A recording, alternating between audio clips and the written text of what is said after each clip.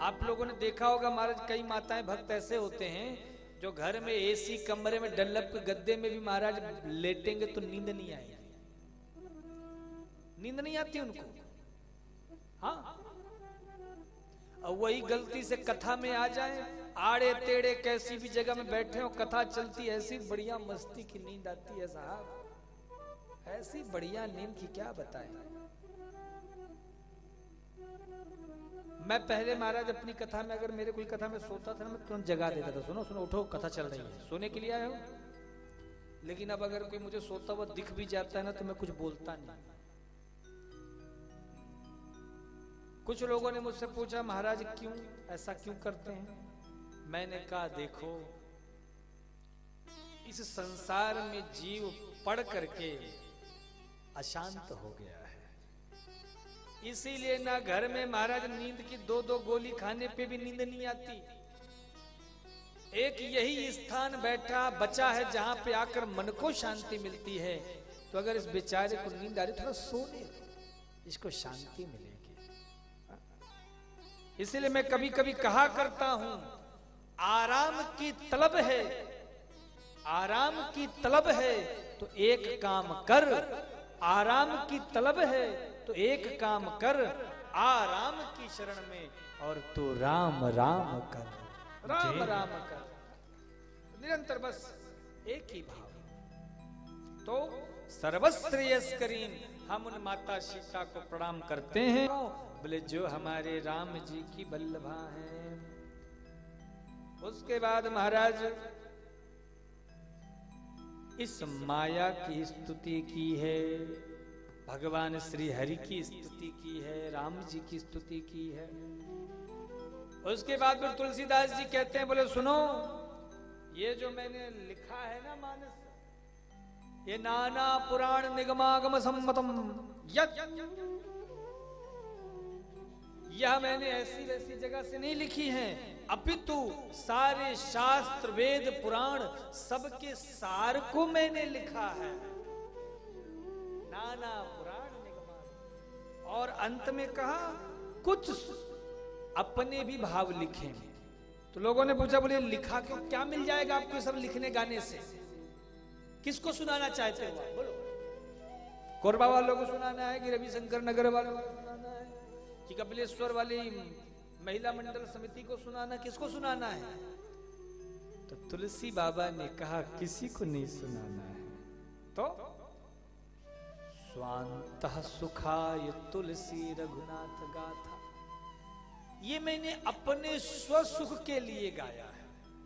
एक बात बोलूं आपसे, बोलोगे ना बोलो, थोड़ा मुंडी ऊपर नीचे दाएं बाएं करो तो बोलूं, पता ही नहीं चल रहा बोलना कि नहीं बोलना, बोलो ना। जब तक हम कोई काम दूसरों को खुश करने के लिए करते हैं ना, तब तक महाराज परेशान रहते हैं। हाँ। तुम प्रयास करते रहो, प्रयास करते करते महाराज थक हार कर बैठ जाओगे, फिर भी कोई प्रसन्न नहीं हो पाएगा, कोई ना कोई कमी रह ही जाएगी, कोई ना कोई बात छूट ही जाएगी। तो दुनिया वालों को मनाना बंद करो।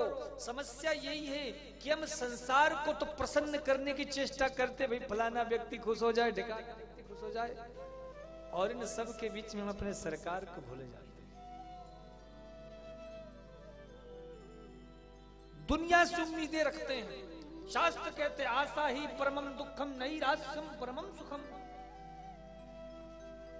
और याद रखना, जिससे आप उम्मीद करोगे ना वही आपको दुख देगा,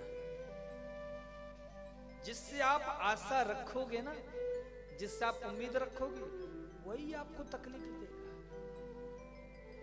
इसलिए दुनिया वालों से उम्मीदें करना छोड़ दो, दुनिया वालों को खुश करना छोड़ दो। तो क्या करो मेरी माताओं, बस मेरे राम के चरणों में आओ, मेरे राम के पास आओ, और यहां आकर के और इनको मनाना शुरू कर दो।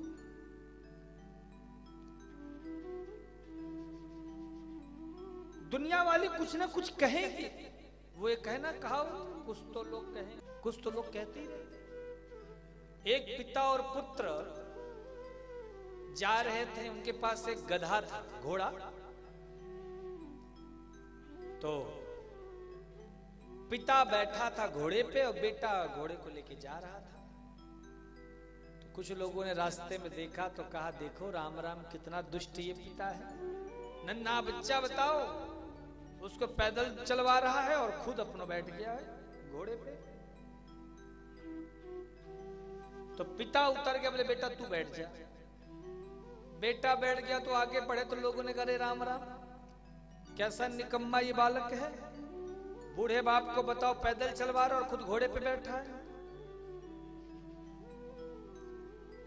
तो महाराज दोनों ही उतर गए, पैदल चलने लगे, घोड़ा भी चल रहा है, खाली दोनों चल रहे। तो लोग निकल रहे तो रास्ते में हंसने लगे, देखो कितने मूर्ख हैं दोनों, घोड़ा लिए हुए हैं और दोनों पैदल चल रहे हैं। अंत में दोनों इस घोड़े के ऊपर बैठ गए। कुछ लोग उसमें निकले तो बीच में हंसने लग गए और कहते हुए कहने को, देखो कितना धूर्त है, पापी है, दुष्ट है ये व्यक्ति, बेचारा ये जानवर ना बोलने वाला मूक, और उसके ऊपर 80 शेर के आदमी बैठे हुए। अंत में उन दोनों ने परेशान होकर सोचा अब करे तो करे क्या। तो एक महात्मा आगे मिल गए, बोले बेटा ये सब झमेला छोड़, तुम कुछ भी कर लो, भगवान एक बार भगवान को मनाना सरल है, पर संसार को मनाना बड़ा कठिन है। भगवान मान भी जाएंगे पर ये संसार वाले नहीं मानने वाले। इसलिए सब चीज छोड़ो, सब कुछ छोड़ दो।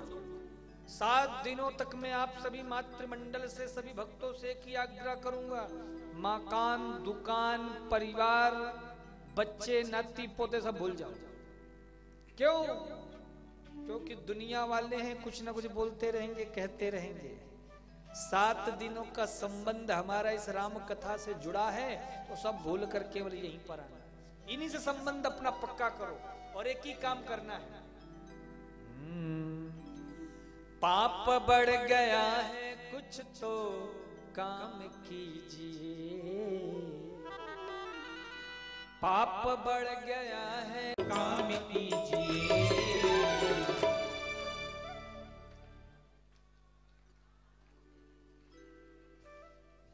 बढ़िया कीर्तन कर रहे हैं, ऐसे कीर्तन करते हैं। अभी झगड़ा करने को बोल दो, पड़ोस के गांव तक आवाज पहुंच जाएगी।